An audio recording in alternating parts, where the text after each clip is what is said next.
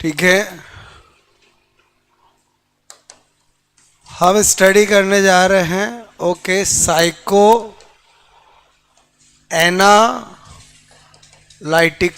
Theory, यही चल रही है हमारी। क्लियर? मनोविश्लेषणात्मक सिद्धांत। कितनी बार तो यही पूछा गया है, ये थ्योरी दी किसने। जब हम इस थ्योरी को जी लेंगे तो ये तो पहले याद होना चाहिए कि थ्योरी किसने दी है। मतलब मैं आपके दिल दिमाग में सिगमंड फ्राइड कौन था वो डाल रहा हूँ। क्लियर? ओके। तो आज हम इसका सेकंड पार्ट पढ़ने जा रहे हैं और वो था व्यक्तित्व की गतिकी। क्लियर? व्यक्तित्व की गतिकी। क्लियर?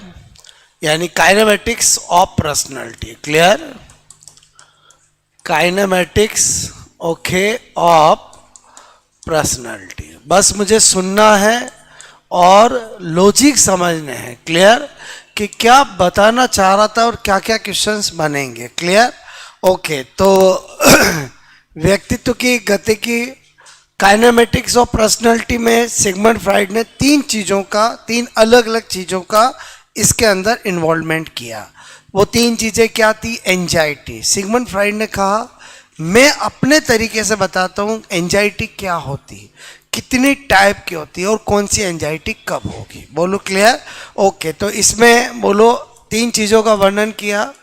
एक किसका किया? चिंता। क्लियर? ओके। जिसको हम बोलते हैं, मैंने कहा एंजाइटी। क्लियर? ठीक है जी। दूसरा इन्होंने बताया मूल प्रवृत्ति। क्लियर? ओके। मूल प्रवृत्ति। क्लियर? इंस्टिंक्ट। क्लियर? ओके। इन्होंने बताया ये कितने टाइप का होता है। क्लियर? इंस्टिंक्ट्स क्या होती है। क्लियर? और उसके बाद अहम रक्षा प्रक्रम। पहले से ही मैंने आपको एक बार चार्ट में बता दिया ताकि आपको ध्यान रहे। Clear? Ego okay, defence mechanism. Clear? अब मैं आपको ये पढ़ा रहा हूं। ठीक है? एक अच्छे से सिखा दूं फिर नोट करना, ऐसा ध्यान पूरा समझने में होना चाहिए। क्लियर? जितना अच्छे से चीजें समझोगे लॉन्ग टाइम तक याद रहेगी। क्लियर? ओके। मैंने पहले ही कहा जो चीज फिक्स होती है वो मैं ट्रिक लॉजिक बता देता हूं, जो समझने की है वह समझना है। बोलो क्लियर? तो एंजाइटी, यूं तो नाम तो हमने बहुत सुना है बट सिगमंड फ्राइड क्या कहता है वो समझो। चिंता, दुश्चिंता एक ही बात है, इंग्लिश में एक ही वर्ड होता है, वो क्या होता है? बोलो क्लियर? एंजाइटी। ठीक है? तो सिगमंड फ्राइड ने कहा मेरे अकॉर्डिंग एंजाइटी किसको कहते हैं? जब भी किसी इंसान के अंदर इड और सुपर ईगो को कंट्रोल करने लगता है। वापस सुनो, किसी इंसान को एंजाइटी कब नहीं होगी? जब उसका ईगो मजबूत होगा। ईगो स्ट्रांग होगा तो वो इड को भी कंट्रोल करेगा और सुपर ईगो को भी कंट्रोल करेगा। इससे पहले वाले पार्ट के अंदर जब मैंने स्ट्रक्चर ऑफ पर्सनालिटी बताया तो इड, ईगो, सुपर ईगो है क्या। मतलब आप ये सोचो कि सिगमंड फ्राइड ने पहले अपने पार्ट के अंदर id, ego, super ego, conscious mind, subconscious mind, unconscious mind, actually ये होते क्या है इनको इंट्रोड्यूस किया, फिर इनका यूज करके अपना पार्ट 2 दिया। बोलो क्लियर? समझना मैं क्या कहना चाह रहा हूं। बोलो क्लियर? ओके। तो इन्होंने कहा कि जब भी किसी इंसान का इड और सुपर ईगो किसको कंट्रोल करने लगेंगे? ईगो को, तो इंसान किस में आ जाएगा? Anxiety. According to Sigmund Freud definition of anxiety, चिंता की परिभाषा क्या है सिगमंड फ्राइड के अनुसार? तो हम कहेंगे जब इड और सुपर ईगो को कंट्रोल करता है तो इंसान किस में आ जाता है? एंजाइटी में। क्लियर? ओके। जब मैंने कहा इड, ओके, अगेन मैंने कहा आपको इदम के चक्कर में नहीं पड़ना, इड ध्यान रखना, and super ego. Clear? Okay. बोलो आपको मैंने कहा super ego. Clear? Okay.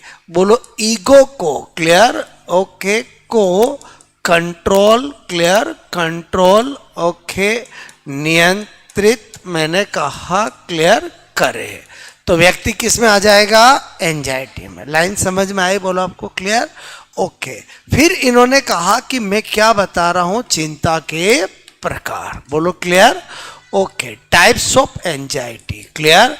Types of clear क्या बताया, बोलो एंजाइटी। ठीक है, इन्होंने कहा एंजाइटी 3 टाइप की होती है। कितने टाइप की बताई? 3 टाइप की। क्लियर, ओके, 3 टाइप, 3 प्रकार बताए। क्लियर, तो सबसे पहले तो वो 3 टाइप के नाम क्या बताए, तो इन्होंने कहा पहली बता रहा हूं वस्तुनिष्ठ, ओके, चिंता, इंग्लिश में बोलते हैं ऑब्जेक्टिव एंजाइटी। क्लियर, एक एक को अच्छे से समझाऊंगा। ऑब्जेक्टिव क्लियर एंजाइटी, ठीक है। नंबर 2 इन्होंने कहा तंत्रिका तापी। क्लियर, ओके, चिंता, न्यूरेटिक anxiety. Clear, okay, न्यूरेटिक anxiety. Clear, okay, क्या लिख रहा हूं पता चल जाएगा, बोलो न्यूरेटिक। तीसरा कहा नैतिक चिंता। क्लियर, ओके, नैतिक चिंता मतलब moral anxiety. Clear, okay, moral anxiety. तो बहुत बार एग्जामों में ये क्वेश्चन पूछा गया है। क्लियर, ओके, कि कौन सी टाइप की एंजाइटी नहीं बताई या कौन सी टाइप की बताई। तो ये क्या है, इनके एग्जाम्पल क्या, वो बात की बात है। सबसे पहले तो अगर सिगमंड फ्राइड ने कितनी टाइप की बताई, वो कौन सा नाम क्या पता होना चाहिए। तो इसका मतलब हुआ कि हमेशा हमेशा याद रहे, इसके लिए लॉजिक बता रहा हूँ। क्लियर, मैंने कहा अभी नहीं, वंस अपॉन ए टाइम 15-20 साल 90s के अंदर पहुंच जाओ। क्लियर, जब आपके मम्मी पापा कॉलेजों में पढ़ते थे। क्लियर, तो आज से 15-20 साल पहले क्या होता था, अगर कोई लड़की कॉलेज में जाती, क्लियर, और अगर कोई लड़का कॉलेज में पूछ लेता तेरा नाम क्या है, इतने में लड़की किस में आ जाती थी, एंजाइटी में आ जाती थी। आज नहीं कह रहा हूँ, अभी जमाना बदल गया, यान यान कहीं ना कहीं नाम ऐसे ही लिखा हुआ मिल जाता है। और मैं क्या बोल रहा हूँ, आज से 15-20 साल पहले, क्लियर, जब कोई लड़की कॉलेज में जाती और लड़का इतना पूछ लेता तेरा नाम क्या है, इतने में लड़की क्या आ जाती, बोलो एंजाइटी में आ जाती। क्लियर, बोलो लड़के ने बोला क्या, ओए नाम क्या है। क्लियर, ओके, इतने में बोलो आपका लड़की किस में आ जाती थी, एंजाइटी में। घर वालों को बोलती, मम्मी पापा को बोलती, 4 दिन तो कॉलेज नहीं आती, ऐसा होता था। क्लियर, अरे समझे क्या लिखा मैंने, ओए नाम क्या है। ओके, 1, 2 और 3, 3 टाइप की एंजाइटी कौन सी बताई। ओ मतलब ऑब्जेक्टिव, एम मतलब न्यूरेटिक, बोलो आपका, और एम मतलब मॉरल। क्लियर, नाम कैसे ध्यान रहेंगे, समझ में आया। ओके, अब आ जाते इन्होंने बताया क्या। क्लियर, ओके, नंबर 1 पहला कौन सा है, वस्तुनिष्ठ। क्लियर, ओके, चिंता। देखो मेरा एक ही उद्देश्य है, आपको लॉन्ग टाइम तक कैसे याद रहेगा, बोलो क्लियर। अरे समझे, मैं जो भी बात करता हूँ क्लास में रिलेटेड टू कंटेंट, बोलो क्लियर। ओके, इधर ध्यान देना, पहला क्या लिखा मैंने, objective anxiety. Clear, okay, anxiety Sigmund Freud कहता है most common type of anxiety. Most common का मतलब ज्यादातर में मिलेगा। मोस्ट कॉमन का मतलब क्या है, इस दुनिया में ज्यादातर को जो एंजाइटी होती है वो यही होती है। क्लियर, 2 स्पेशल टाइप बताए, बोलो जो अभी सेकंड और थर्ड देखेंगे। बोलो तो इसका नाम से इसका मीनिंग है, बोलो क्लियर। ओके, 1 मिनट,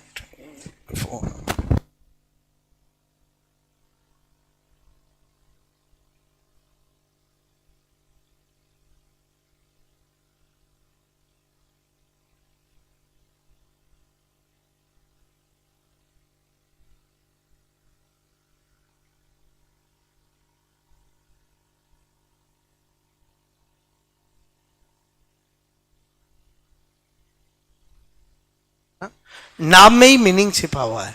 नाम क्या है, ऑब्जेक्टिव एंजाइटी, वस्तुनिष्ठ मतलब most common type of anxiety. इसका मतलब हुआ related to object. Related to object मतलब किसी ऑब्जेक्ट से संबंधित।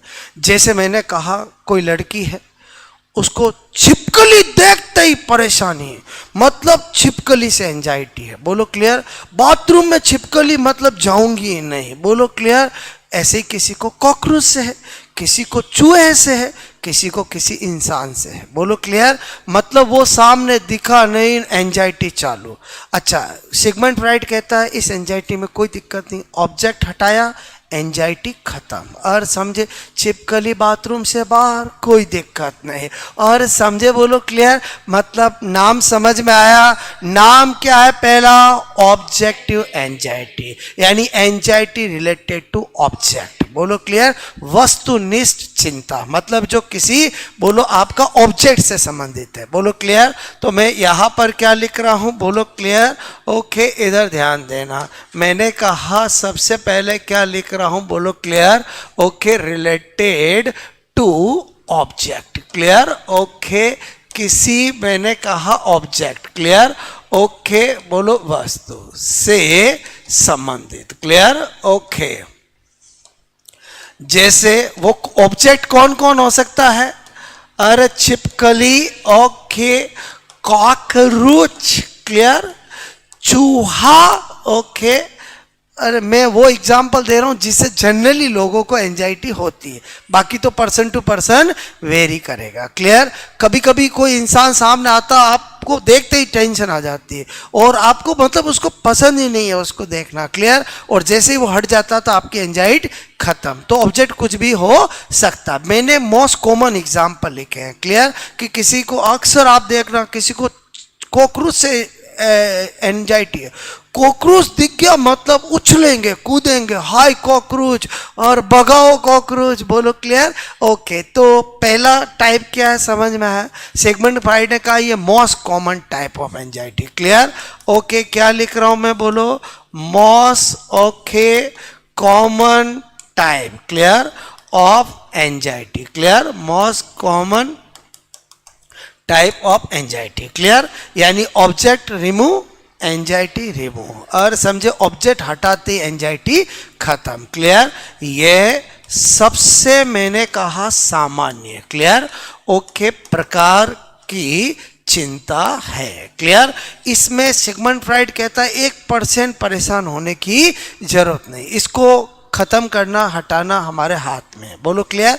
ओके, अब मेन है नंबर 2। क्लियर। ओके, कौन सी बता रहा हूं? न्यूरेटिक। क्लियर। एंजाइटी। क्लियर। ओके, मैंने लिखा तंत्रिका तापी। क्लियर। देखो अगेन मैं हर चीज का दोनों लिख रहा हूं, बट मैं ज़्यादा इन पे बिलीव करता हूँ। और समझे, क्योंकि ये नाम तो कभी चेंज होगा ही नहीं है। हिंदी में एक से ज़्यादा नाम हो सकते हैं। क्लियर। ओके, बाकी आपको समझाने के बाद तो इजीली ध्यान रहेगा।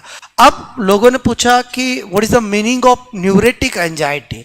तो सिगमंड फ्राइड ने कहा कि जब भी किसी इंसान का इड इतना पावरफुल हो जाता है, इतना पावरफुल हो जाता कि ईगो को कंट्रोल करने लगता है। बोलो क्लियर। जो जनरल डेफिनेशन थी वो ब्रॉड मीनिंग था, अब इंडिविजुअल पर आ रहा है। क्लियर। कि जब इड ईगो को कंट्रोल करेगा तो कौन सी एंजाइटी होगी?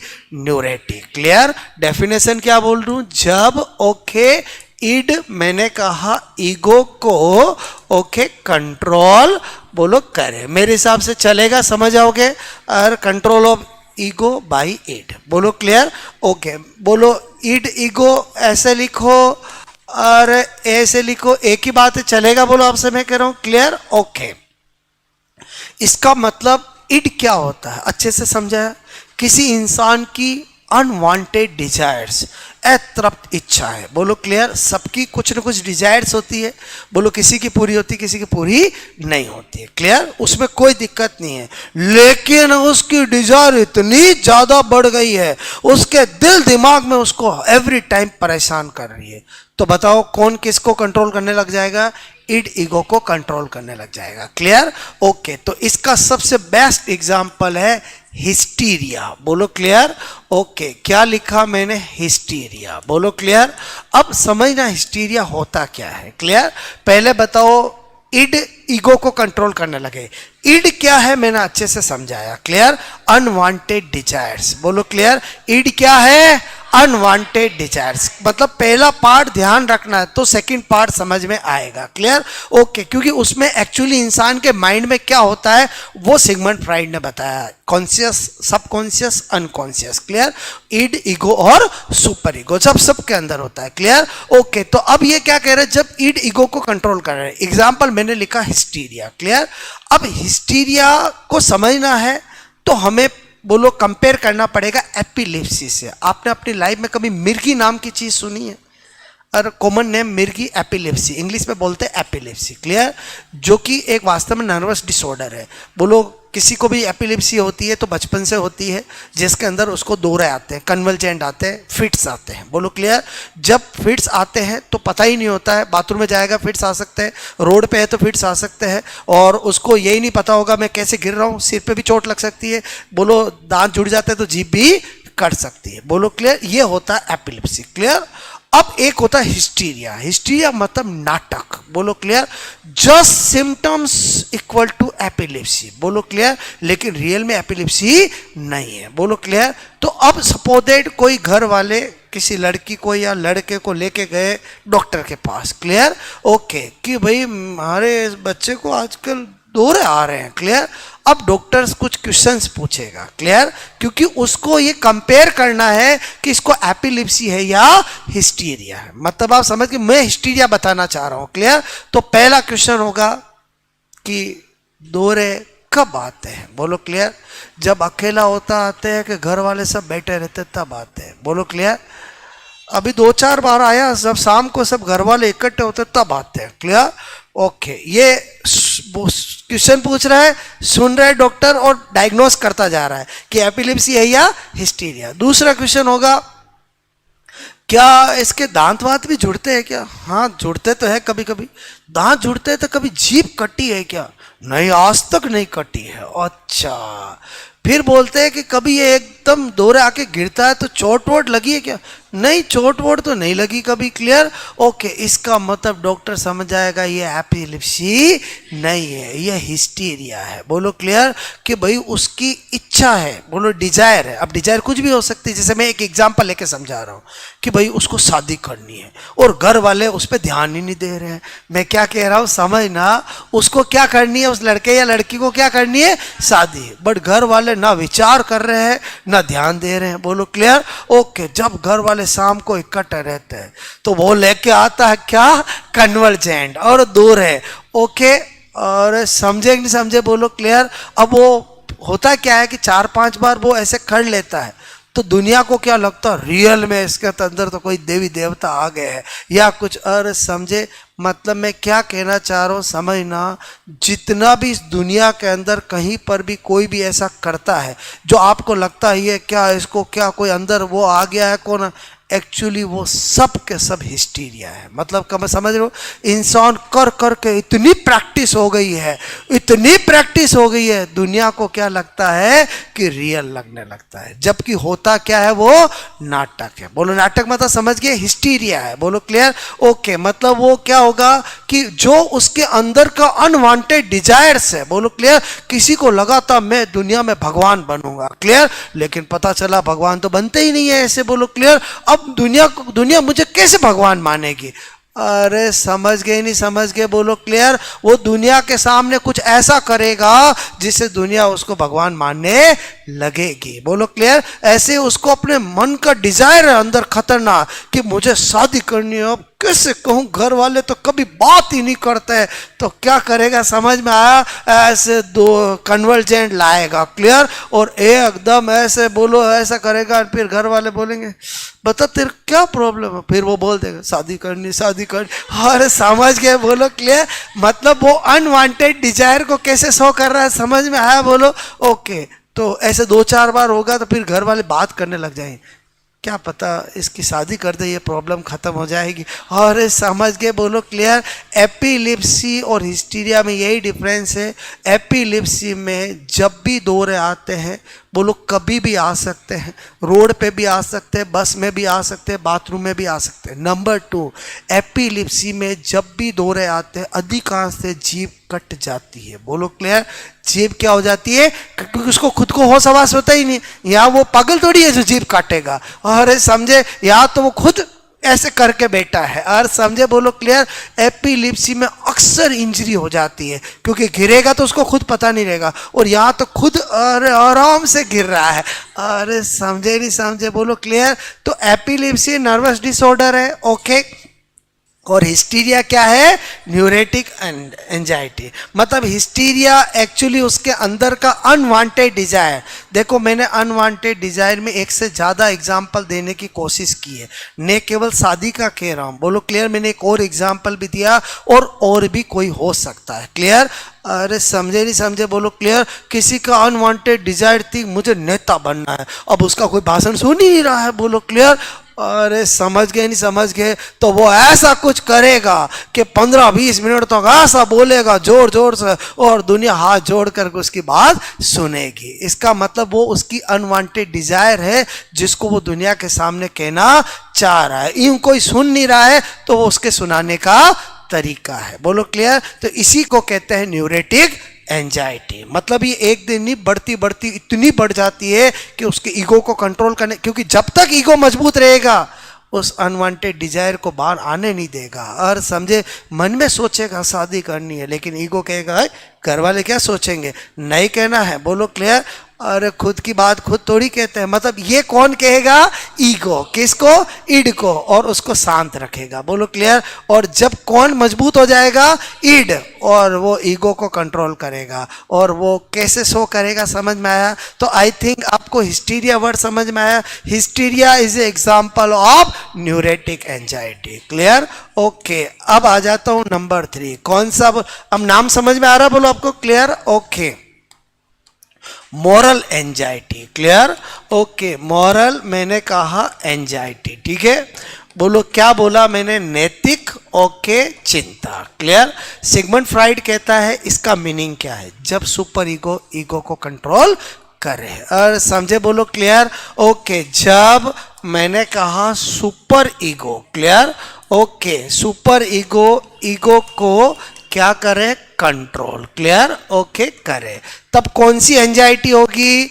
Moral anxiety. समझो सुपर ईगो क्या होता है, मैंने अच्छे से समझाया। बोलो क्लियर? ओके, इसको सिगमंड फ्राइड कहता है, ऐसा समझ सकते हैं कि जैसे किसी को मोरल सिखाया गया कि झूठ बोलना खराब है, झूठ बोलना पाप है। क्लियर? ओके, ये उसको बचपन से सिखाया गया, सबको सिखाया जाता है। क्लियर? अब क्या हुआ, वो कॉलेज लाइफ में गया। बोलो क्लियर? और किसी फ्रेंड के लिए या किसी के लिए भी उसने कुछ झूठ बोल दिया। क्लियर? ओके, झूठ बोल तो दिया, आ गया घर पे, रात को नींद ही नहीं आ रही है, झूठ कैसे बोल दिया, अब जीने का अधिकार नहीं है, अब क्या करूं मैं? बोलो क्लियर? और इतना परेशान हो रहा है। इसका मतलब उसका कौन पावरफुल हो गया है? Super ego. और वो किसको कंट्रोल कर रहा है? ईगो को। उस इंसान को क्या होने लग जाएगी? एंजाइटी। उसका क्या नाम होगा? Moral anxiety. और समझे? और अगर उसका ईगो मजबूत है तो वो कहेगा कोई बात नहीं, झूठ बोल दे, आगे से ध्यान रखेंगे। That's all. ये कौन कर पाएगा? जिसका क्या मजबूत होगा? ईगो। और समझे? तो सिगमंड फ्राइड क्या कहना चाहता है? स्ट्रॉन्ग पर्सनालिटी के लिए किसका स्ट्रॉन्ग होना जरूरी है? ईगो का जो होना जरूरी है। आई थिंक कभी सुपर ईगो करके मत आना। समझ में आ रहा? बोलो क्लियर? बहुत सारे स्टूडेंट ईगो और सुपर ईगो को समझ ही नहीं पाते हैं, और वो किसको करके आ जाते हैं? Super ego. अगेन मैंने कहा मजबूत पर्सनालिटी के लिए किसका मजबूत होना चाहिए? ईगो। और ईगो क्या कहता है? नाइफ में लाता ना तो सुखदायी बनना चाहिए, ना ज्यादा प्लेजर का सोचना चाहिए, ना ही लाइफ में कभी ज्यादा आइडियल बनना चाहिए। दोनों ही केस में इंसान परेशान रहते हैं। जो बहुत ज्यादा आइडियलिस्टिक होते हैं, आइडियल होते हैं। क्लियर? ओके, अपने आप को हमेशा आदर्श समझते हैं। बोलो क्लियर? मैं कभी जिंदगी में झूठ नहीं बोलूंगा। क्लियर? ओके, मैं कभी बोलो ये नहीं करूंगा, वो नहीं करूंगा। और समझे? तो वो क्या होता है? खुद परेशान होते हैं, पास वास वालों को भी परेशान करते हैं। मतलब मैं बोलो आपको बढ़ावा नहीं दे रहा हूँ झूठ बोलने का, मैं जो कहना चाहता हूँ उसका मतलब समझना। और समझे? बोलो क्लियर? ओके, मेरी बात समझे नहीं समझे? बोलो ओके। तो मॉरल एंजाइटी जब सुपर ईगो को कंट्रोल करे। क्लियर? आई होप आप समझ गए होंगे। इसके एग्जाम्पल क्या होंगे? बोलो क्लियर? जैसे मैंने कहा कोई, क्लियर? Okay, person. ठीक है? पर्सन मतलब क्या बोला मैंने? व्यक्ति। क्लियर? ओके, झूठ क्लियर बोल ओके लेता है। ओके, बाद में ओके बहुत क्लियर परेशान। क्लियर? ओके होता है। That's all. अरे समझ जाओगे? बोलो। और एक लाइन में पता चल जाए। अल्टीमेटली आपको एक पार्ट, सेकंड पार्ट का समझ में आया। एंजाइटी क्या होती है और कितनी टाइप की होती है। अब आपको इसकी सिगमंड फ्राइड की ये जो डेफिनेशन है वो समझ में आ गया होगा, जब इड और सुपर ईगो ईगो को कंट्रोल करे। क्योंकि टाइप 3 बताया है, लेकिन उन्होंने पहला मोस्ट कॉमन टाइप बताया जिसका नाम क्या है, ऑब्जेक्टिव एंजाइटी। आया समझ, बोलो क्लियर। अब नोट करोगे आप।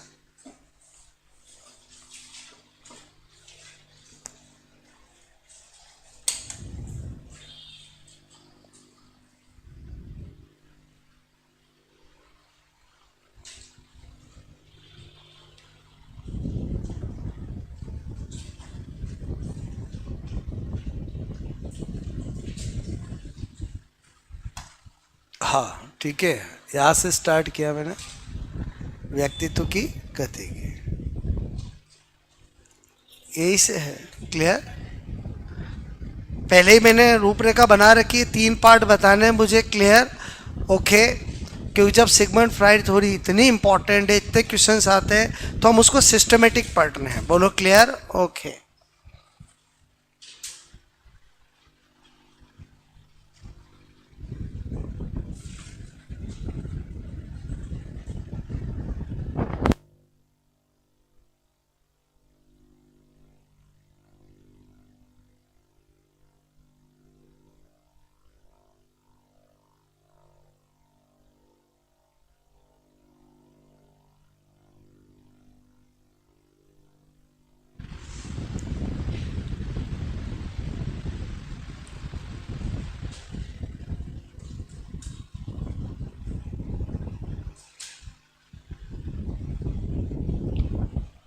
ओके।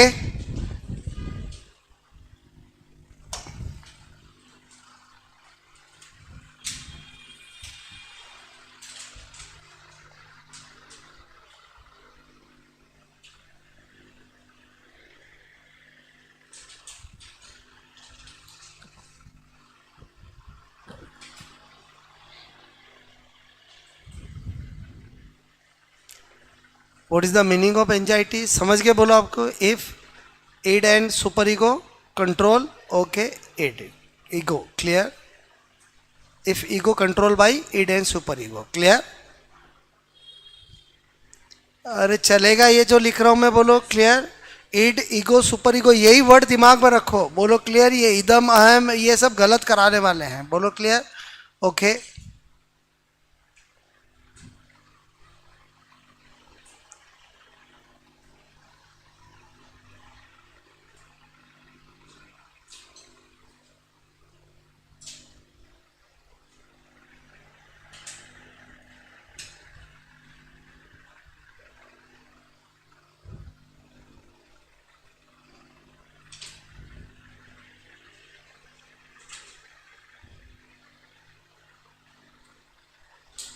ठीक समझ में आ गई, बोलो आपको क्लियर। ओके।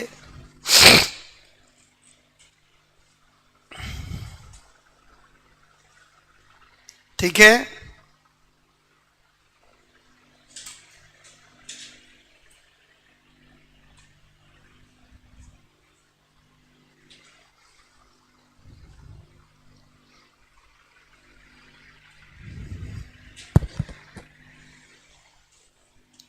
हटा दूं। ठीक है।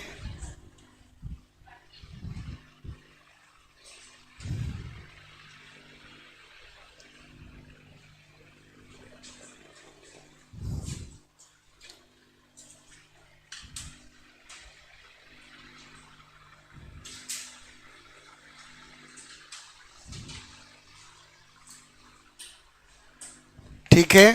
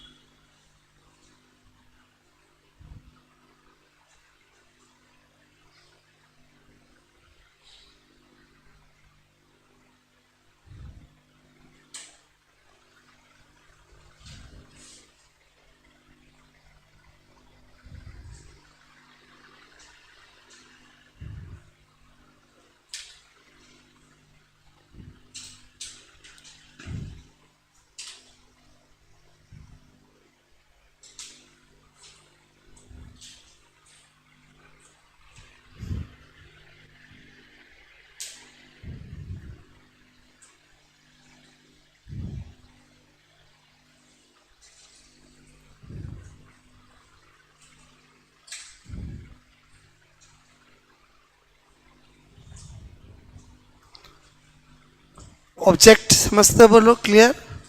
अरे छिपकली एक ऑब्जेक्ट है बोलो, कॉकरोच एक ऑब्जेक्ट है बोलो क्लियर।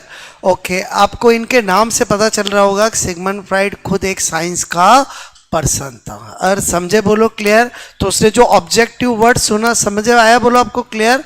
ओके, तो मोस्ट कॉमन है ये, तो किसी को किसी से होता है, किसी से किसी से होता है, किसी न किसी टाइप के ऑब्जेक्ट से एंजाइटी इस दुनिया में होती ही है बोलो क्लियर। अरे मैं क्या बोल रहा हूँ समझ में आया बोलो आपको। ओके,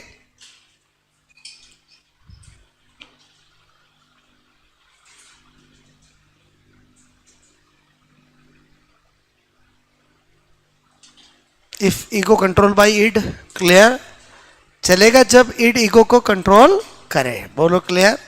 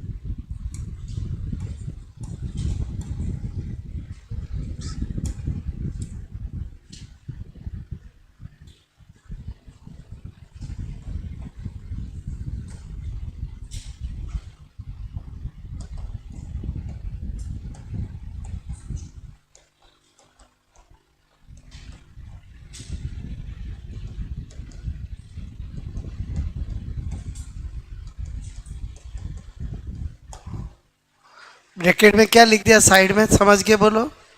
मिर्गी जैसा, जस्ट लाइक एपिलिप्सी। मिर्गी एपिलिप्सी रियल डिसऑर्डर है, वास्तविक बीमारी है, जबकि हिस्टीरिया क्या है? नाटक। और समझे बोलो क्लियर।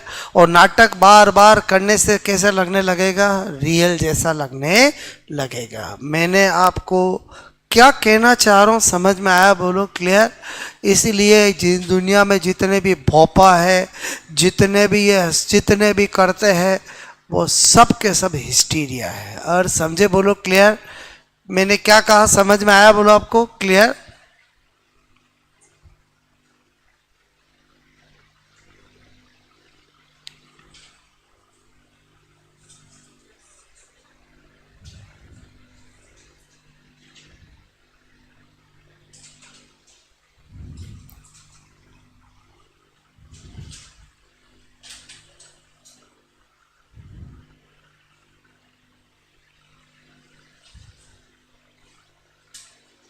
आप किसी के बारे में बहुत ज्यादा सोचो, बहुत ज्यादा सोचो, बहुत ज्यादा सोचो, दिन रात सोचो, ऐसा होगा कि आपको हर जगह वही नजर आने लगेगा, हिस्टीरिया।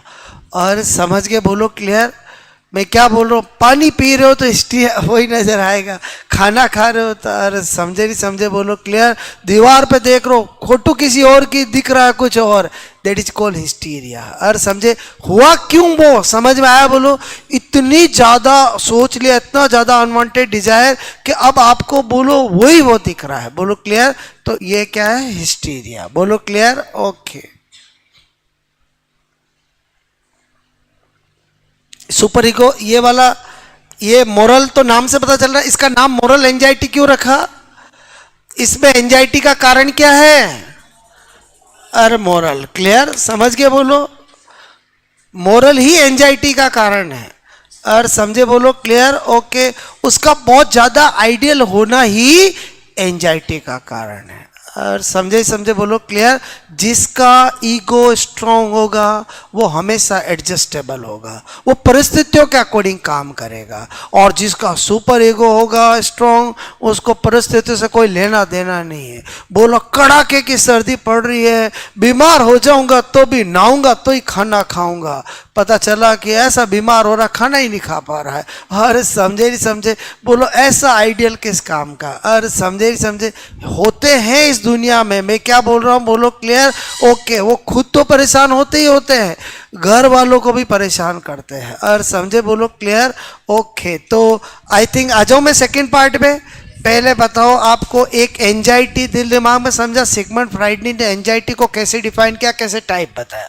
ओके, अब आ जाते हैं दूसरा क्लियर, मूल प्रवृत्तियां क्लियर। ओके, मैंने कहा यहाँ पर इंस्टिंक्ट, क्लियर, ओके, समझो। जैसे ही मूल प्रवृत्ति वर्ड आता है साइकोलॉजी में, तो हमें पहले मैकडूगल याद आता है। कौन आता है? मैकडूगल। क्योंकि अगर साइकोलॉजी में मूल प्रवृत्ति सिद्धांत किसने दिया? मैकडूगल ने। 14 मूल प्रवृत्ति के अनुसार 14 समय किसने बताया? मैकडूगल, जो मैं आपको चाइल्ड डेवलपमेंट टॉपिक में पढ़ाऊंगा, क्लियर। यहाँ पर जो मूल प्रवृत्तियां हैं, सिगमंड फ्राइड ने अपने अकॉर्डिंग उसके 2 टाइप बताए। वापस समझना, मूल प्रवृत्ति सिद्धांत पूछे मैकडूगल, 14 मूल प्रवृत्तियों के अनुसार 14 समय किसने बताया? मैकडूगल। मूल प्रवृत्तियों पे बहुत ज़्यादा काम किसने किया? McDougall, clear. बट अभी हम क्या पढ़ रहे हैं? Sigmund Freud. तो सिगमंड फ्राइड ने भी अपने अकॉर्डिंग इसके 2 टाइप बताए। बोलो क्लियर। तो सिगमंड फ्राइड का नाम लेके कुछ पूछे मूल प्रवृत्तियों में, तो सिगमंड फ्राइड ने जो बताया वो आंसर देना है। बोलो क्लियर, ओके। तो आपको मैंने कहा सिगमंड, ओके, यहां पर clear, Sigmund Freud, clear, okay, ने 2 प्रकार, क्लियर, ओके, की मूल प्रवृत्तियां, क्लियर, ओके, मूल प्रवृत्तियां बताइए, क्लियर, ओके। मैंने कहा 2 type, clear, of, clear, instinct, clear, okay, given by, clear, यहां पर सिगमंड, क्लियर, ओके, फ्राइड, ठीक है। अच्छा, वो 2 टाइप की क्या बताई? इधर देखो, एक सिगमंड फ्राइड ने बताया जीवन मूल प्रवृत्ति और एक बताया मृत्यु मूल प्रवृत्ति, क्लियर, ओके। अगेन मैंने क्या कहा? हर चीज प्रैक्टिकल सोचना है, क्योंकि सिगमंड फ्राइड ने हर चीज लॉजिकल के साथ और एवरीडे लाइफ से कनेक्ट करके बताया, क्लियर, ओके। जीवन मूल प्रवृत्ति, क्लियर, ओके, और मैंने कहा मृत्यु मूल, ओके, प्रवृत्ति, क्लियर। यानी एक को हम क्या कहेंगे? लाइफ इंस्टिंक्ट, क्लियर, ओके, और एक को क्या कहेंगे हम? डेथ, क्लियर, ओके, इंस्टिंक्ट, ठीक है। लोगों ने कहा अच्छे से बताओ क्या कहना चाहते हो, क्लियर। तो सिगमंड फ्राइड ने कहा कि जो जीवन मूल प्रवृत्ति है, मतलब वो रिलेटेड टू पॉजिटिव वर्क। इस दुनिया में इंसान जितने भी सकारात्मक कार्य करता है वो जीवन मूल प्रवृत्ति के तहत करता है। इंसान मकान बनाता है, क्लियर, शादी करता है, कार लाता है, सब बोलो किसके लिए? बोलो जीवन जीने के लिए करता है। और समझे? बोलो क्लियर, ओके। इसका मतलब हुआ कि जीवन मूल प्रवृत्ति किससे संबंधित है? पॉजिटिव वर्क से, क्लियर, ओके। मैंने कहा सकारात्मक, ओके, कार्यों, ठीक है, से संबंधित, क्लियर, ओके। मैंने कहा related, okay, to positive, clear, okay, work, ठीक है। बोलो, जिसको हम हिंदी में सकारात्मक कहते हैं उसी को इंग्लिश में पॉजिटिव कहते हैं, क्लियर, ओके। फिर सिगमंड फ्राइड कहता है कि इंसान जितने भी नकारात्मक कार्य करता है, नेगेटिव वर्क करता है, वो मृत्यु मूल प्रवृत्ति के तहत करता है। मुझे बताओ, कोई किसी का मर्डर कर दे तो बताओ उसका अंत है कि? बोलो नहीं है, और अंत ही है ना, बोलो क्लियर।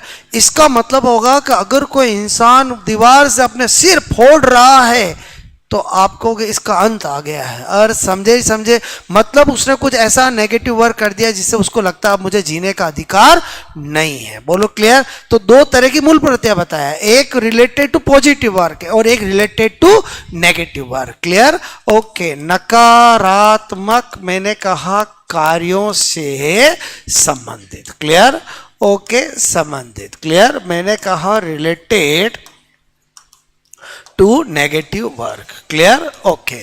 पहले बताओ आपको ये बात समझ में आई, ओके। उसके बाद सिगमंड फ्राइड के क्या दिमाग में आया? उन्होंने जीवन मूल प्रवृत्ति, मृत्यु मूल प्रवृत्ति और मूल प्रवृत्ति तीनों के लिए एक एक जर्मन वर्ड दिया। क्या दिया? बोलो जर्मन। नोट करना, सुनो क्या दिया? जर्मन वर्ड दिया, और वो जर्मन वर्ड एग्जाम में पूछा जाता है, क्लियर। जैसे जीवन मूल प्रवृत्ति के लिए इन्होंने बोलो आपका Eros, clear, okay, Eros, okay, term दी। क्लियर? ओके, मतलब जर्मन लैंग्वेज में इरोज का मतलब ही जीवन मूल प्रवृत्ति होती है। अब आपको मुझे हमें जर्मन लैंग्वेज आती नहीं है, और हर एक लैंग्वेज होती है ना, अरे समझे बोलो? क्लियर? तो एग्जाम में क्या आता है कि सिगमंड फ्राइड ने इरोज टर्म किसके लिए दिया है? जीवन मूल प्रवृत्ति, लाइफ इंस्टिंक्ट के लिए दिया। क्लियर? ओके, ऐसे ये क्या है, अगेन बता रहा हूं, ये क्या है? जर्मन शब्द है। बोलो क्लियर? जिसका मीनिंग क्या होता है? जीवन मूल प्रवृत्ति। उसी के नीचे लिखा ऐसे ही क्या दिया है यहां पर? थेनाटोस। क्लियर? ओके, बोलो क्या दिया है? थेनाटोस। क्लियर? ओके, ये वर्ड दिया। क्लियर? अगेन ये भी क्या है? बोलो जर्मन शब्द है जिसका मतलब क्या होता है? मृत्यु मूल प्रवृत्ति। क्लियर? ओके, फिर ऐसे कैसे इन्होंने मूल प्रवृत्ति के लिए भी क्या वर्ड यूज किया है? ट्राइब। अरे क्या यूज किया है? ट्राइब। ओके, तो इसका मतलब ट्राइब का मीनिंग भी क्या होता है? मूल प्रवृत्ति। एग्जाम में पूछा जाता है कि सिगमंड फ्राइड ने ट्राइब वर्ड किसके लिए यूज किया? ट्राइब जर्मन वर्ड किसके? तो मूल प्रवृत्ति के लिए। अगर इरोज पूछे तो जीवन मूल प्रवृत्ति। जीवन मूल प्रवृत्ति के लिए, लाइफ इंस्टिंक्ट के लिए कौन सा जर्मन वर्ड यूज किया है? तो डेफिनेटली ऑप्शन में थेनाटोस भी होगा, इरोज भी होगा, ट्राइब भी होगा। और समझे? बोलो क्लियर? तो अब हमें कैसे याद रहेगा? अभी तो रहता है, भूल जाएंगे। बोलो क्लियर? तो मैं आपको तरीका बताता हूं। अगर एग्जाम में आ गया इरोज किसके लिए वर्ड यूज किया, तो डेफिनेटली ऑप्शन में नकारात्मक मूल प्रवृत्ति और बोलो मृत्यु मूल प्रवृत्ति, जीवन मूल प्रवृत्ति, मूल ऐसे ही शब्द होंगे ना। या आपसे पूछा कि भाई जीवन मूल प्रवृत्ति, लाइफ इंस्टिंक्ट के लिए कौन सा जर्मन वर्ड सिगमंड फ्राइड ने दिया है, तब ऑप्शन में थेनाटोस, इरोज, ट्राइब यही होंगे। तो हमें कैसे याद आएगा कि इसका आंसर ये होगा? तो मैं आपको बता रहा हूं, ईमानदारी से बताना, इस दुनिया में कोई भी इश्क करता है, इश्क वर्ड सुना है? उर्दू का वर्ड है जिसको आज की दुनिया प्यार मोहब्बत कहती है, उसे उर्दू में क्या कहते हैं? इश्क कहते हैं। क्लियर? अच्छा, इश्क करता है मरने के लिए, जीने के लिए? जीने के लिए ही। बोलो अगर किसी को पता चल जाए मैं इश्क करूं और मैं दूसरे दिन मर जाऊंगा, कोई नहीं करता। और समझे नहीं समझे? बोलो, हालांकि आजकल एग्जाम्पल आ रहे हैं लेकिन उनको छोड़ दो। और समझे? बोलो क्लियर? मैं क्या कह रहा हूं? बोलो क्या बोला मैंने? समझ में आया? तो अब आपको यहां पर इरोज दिखेगा कि इश्क दिखेगा? अरे क्या, मैं भी माइंड मेकिंग कर रहा हूँ, समझ में आया? बोलो क्लियर? मैंने कहा एग्जाम में पूछा कि इरोज जर्मन वर्ड किसके लिए दिया गया? क्लियर? ऑप्शन में आ गया मृत्यु मूल प्रवृत्ति, जीवन मूल प्रवृत्ति, मूल प्रवृत्ति, ऐसे। क्लियर? तो आपको इरोज में क्या दिखना चाहिए? और आप किसको टिक कर दोगे? अरे काम से मतलब, समझ में आया? बोलो ओके। अच्छा मुझे बताओ, थेनाटोस किसके लिए? मूल प्रवृत्ति, मृत्यु मूल प्रवृत्ति। आपने अपनी लाइफ में कभी किसी को मरे हुए को ले जाते हुए देखा है? ठीक वैसे ही ले जाते हैं जैसे थैला टोक के ले जाते हैं। और समझे कि नहीं समझे? बोलो क्लियर? मैं क्या बोल रहा हूं? कोई मर जाता है तो उसको कैसे ले जाते हैं? अरे जैसे थैला जैसे टोक के ले जाते हैं वैसे ही ले जाते हैं। मतलब आप समझ गए थेनाटोस किसके लिए रिलेटेड है? इसके लिए। मैं जस्ट आपको बता रहा हूं कैसे राइट होगा, वरना तो मैंने क्या कहा, 10 दिन बाद याद रहता, भूल जाते हैं कौन सा किस में है। बोलो क्लियर? तो वो तरीके बता रहा हूँ। फिर तो ट्राइब तो उसी के लिए होगा। बोलो, और 2 का बता दिया, सेटिंग समझ में आए? जीवन मूल प्रवृत्ति के लिए कौन सा जर्मन वर्ड दिया है? इश्क नहीं, इरोज। ये लॉजिक मेरे आपको मन में रखना है, वो फीलिंग्स केवल आप और मैं ही समझ सकते हैं। बोलो क्लियर? अरे समझ के बोलो। आपको मैं बता रहा हूं कि कितने टाइम बाद क्वेश्चन सामने आने पर कैसे टिक होगा। 1-2 बार रिवाइज कर लोगे तो और अच्छे से होगा। बोलो क्लियर?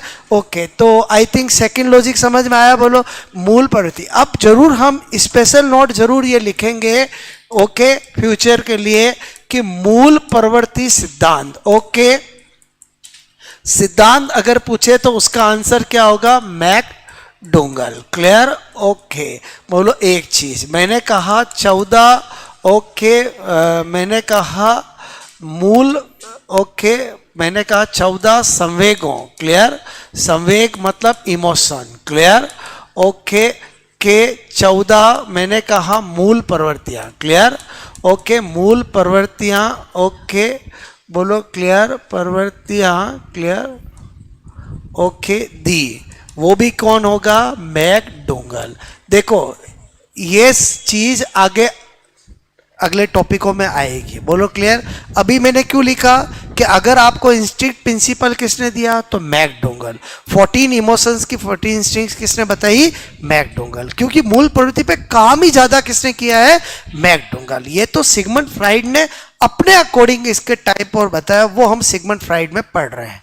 लेकिन जीवन मूल प्रवृत्ति जब भी सिगमंड आएगा तो सिगमंड फ्राइड ही आना चाहिए, और मृत्यु मूल प्रवृत्ति वर्ड आएगा तो सिगमंड फ्राइड ही आना चाहिए। क्लियर, नोट करोगे।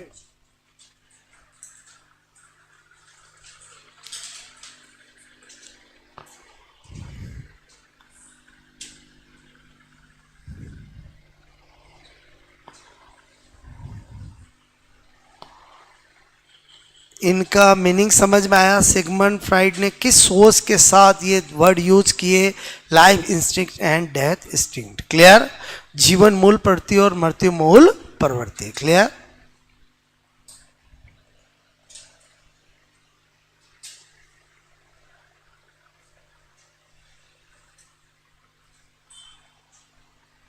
कोई भी इंसान कोई नेगेटिव काम करेगा तो बड़े बुजुर्ग यही कहते हैं इसका अंत आ गया है, इसने इसलिए ये किया है। और अंत का मतलब ही क्या होता है, डेथ। बोलो clear, okay.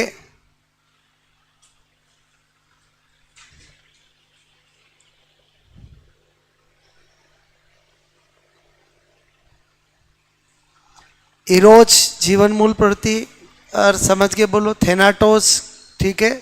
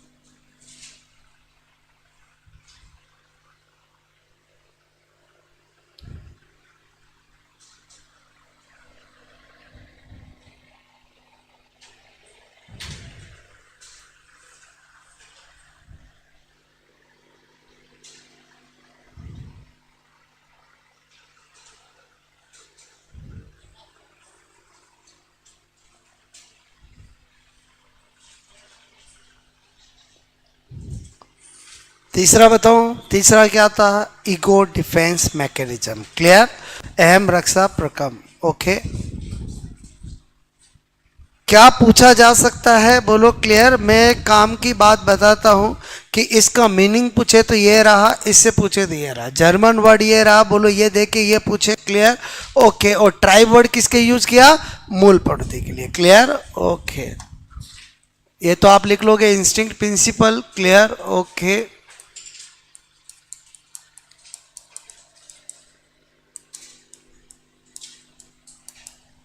McDougall, okay.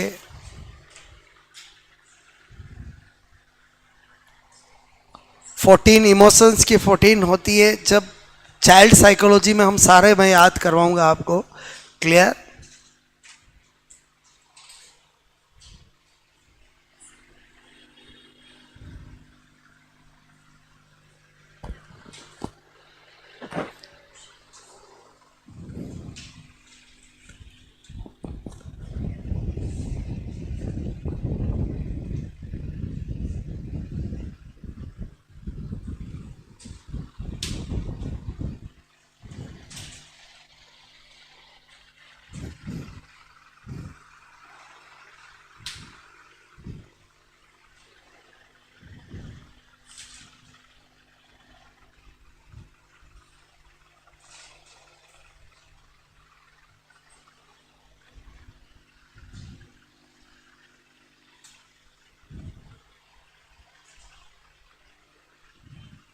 Okay.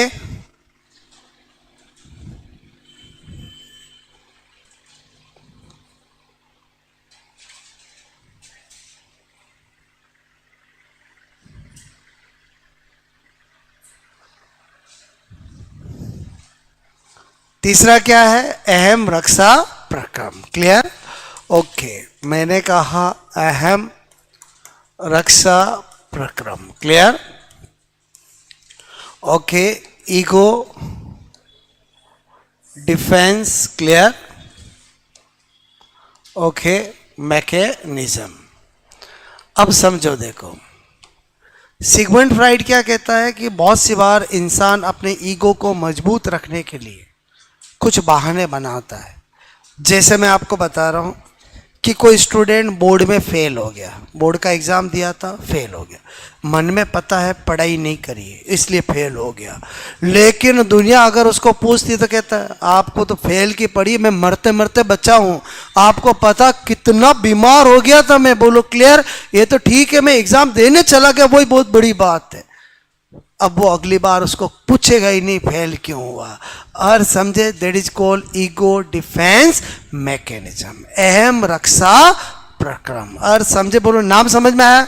Ego defence mechanism मतलब इंसान का कुछ ऐसे बहाने बनाना जिससे कि बोलो उसका ईगो कमजोर नहीं पड़े। और समझे नहीं समझे? बोलो क्लियर? अब क्या हुआ, इस पार्ट को, इस चीज को उनकी बेटी थी जिसका नाम एना फ्राइड था। क्या था? एना फ्राइड। वो भी एक फिजिशियन थी। क्लियर?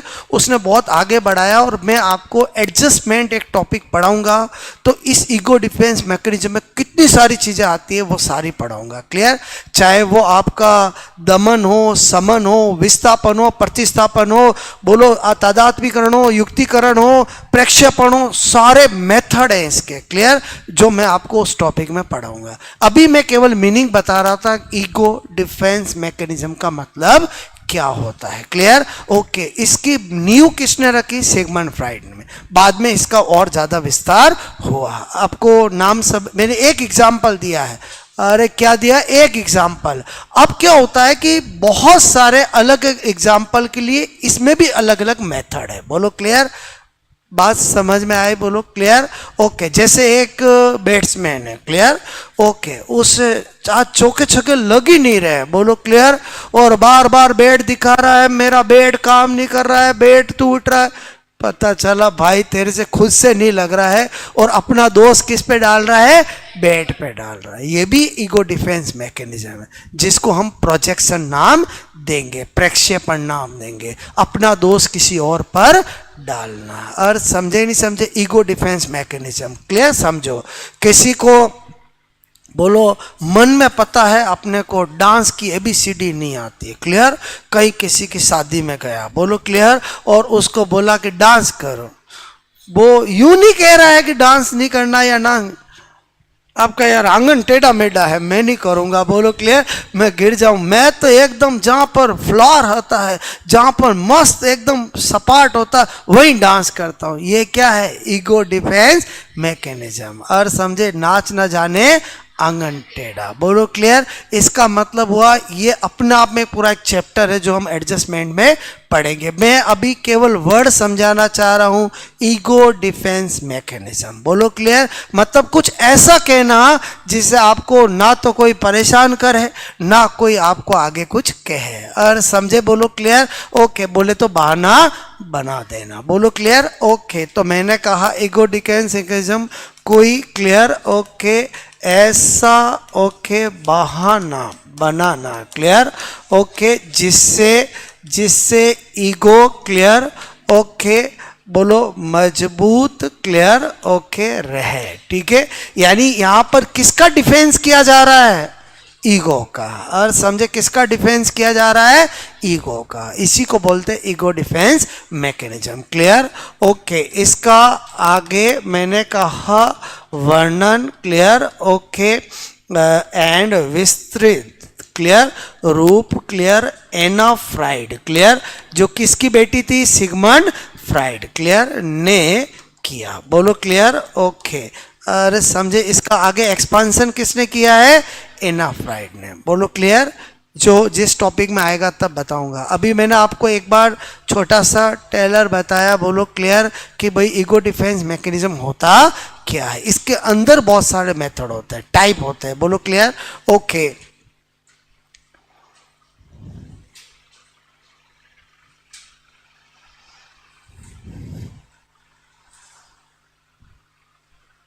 जैसे किसी के नंबर कम आए, क्लियर, और उसने बोल दिया कि मैं तो जहाँ पढ़ता था ना सर ने कुछ पढ़ाया ही नहीं, ये भी ईगो डिफेंस मैकेनिज्म है, ये अलग है। और मैंने बोला था कि मैं बीमार हो गया था, ये अलग है। मतलब ईगो डिफेंस मैकेनिज्म में भी अलग अलग टाइप है। और समझे, बोलो क्लियर। जिनके नाम है जो एग्जाम में पूछे जाते हैं, दिखने में सब एग्जाम्पल एक जैसे लगते हैं लेकिन सब अलग अलग के टाइप के एग्जाम्पल है। बोलो क्लियर। ओके, तो आई थिंक आपको सिगमंड फ्राइड का सेकंड फॉर्मेट समझ में आया। मतलब सिगमंड फ्राइड ने अपनी थ्योरी का सेकंड पार्ट में क्या बताया समझ में। अब कल हम वो पार्ट पढ़ेंगे, थर्ड पार्ट, जिसकी सबसे ज़्यादा आलोचना हुई सिगमंड फ्राइड। लेकिन सिगमंड फ्राइड ने कहा मैं तो जो बता रहा हूँ बिंदास बताऊंगा, क्लियर, क्योंकि उन्होंने कहा कि मैं हर चीज़ प्रैक्टिकल बात कर रहा हूँ, मुझे कुछ ना कुछ एविडेंस मिले हैं जिसलिए मैं बात कर रहा हूँ। और समझे, बोलो क्लियर। मेरी बात समझ में आई तो कल हम क्या पढ़ेंगे, साइकोसेक्सुअल डेवलपमेंटल स्टेज। 5 स्टेज बताई, उनका एज ग्रुप, उनमें क्या बताया, उन्हीं के अंदर आपके इलेक्ट्रा, ओडिपस, नार्सिज्म, ये सब टर्मिनोलॉजी जो फेमस है वो आएगी। बोलो क्लियर। ओके, तो आई होप आपको आया समझ, बोलो ठीक।